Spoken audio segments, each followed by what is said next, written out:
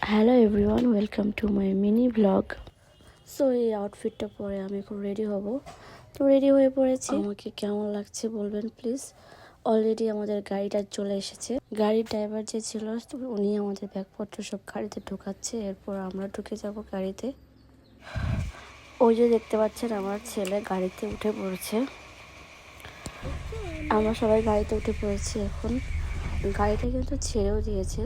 তো গাড়ির ভিতরে একটু ভিডিও করে নিচ্ছিলাম। আমার ছেলে বসবে না, ও দাঁড়িয়ে থাকবে, দাঁড়িয়ে দাঁড়িয়ে বাইরের জিনিসপত্র সব দেখবে। তো আমিও একটু বাইরের আবহাওয়া এনজয় করে নিচ্ছিলাম। ভালোই লাগছিল, ঠান্ডা ঠান্ডা আবহাওয়া ছিল। এখানে দেখতে পাচ্ছেন আমার ছেলেদের সে দাঁড়িয়ে আছে। তো দাঁড়িয়ে আছে, আমি একটু সামনে থেকে ভিডিও করে নিচ্ছিলাম। এখানে আর কিছুক্ষণ পরে আমরা পৌঁছে যাব আমার হাজব্যান্ডের অফিসে। তো ফাইনালি পৌঁছেই গিয়েছি আমার হাজব্যান্ডের অফিসে। আমার হাজব্যান্ড ব্যাগপত্র সব ঢোকাচ্ছিল অফিসের ভেতরে, আর আমি পেছন থেকে সেই ভিডিও করেই যাচ্ছি। পরে আমি বললাম তোমাদেরকে আমি একটু ভিডিও করে দিই। আমার হাজব্যান্ড বললো তুমি সামনে আসো, সামনে থেকে ভিডিওটা করে দাও। পরে বললাম ঠিক আছে দাঁড়াও, আমি উপরে উঠে নিই, তারপর তোমাদের ভিডিওটা করে দিচ্ছি।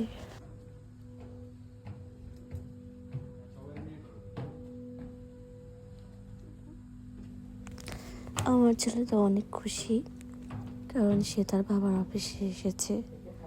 সে তার বাবার হাত ধরে অফিসের রুমে ঢুকছে। আমরা সেখানে গিয়ে কিছুক্ষণ বসেছিলাম, মানে অপেক্ষা করছিলাম। এই যে আমি বসে আছি, বসে বসে ভিডিও করছিলাম আর অপেক্ষা করছিলাম কখন আমাদের গাড়ি আসবে।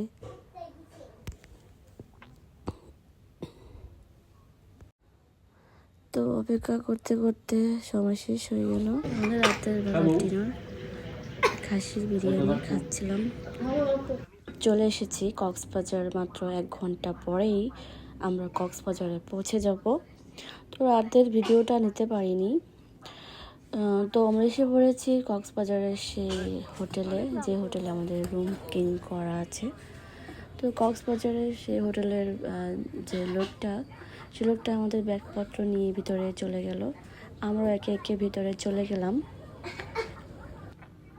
সেখানে গিয়ে একটু অপেক্ষা করতে হবে, তারপরে আমাদের রুম দেওয়া হবে। ওই সময়টাতে অনেক লোকজন এসেছে। তখন ছিল সকালের টাইমটা। তো অনেকে এসেছে, অনেকে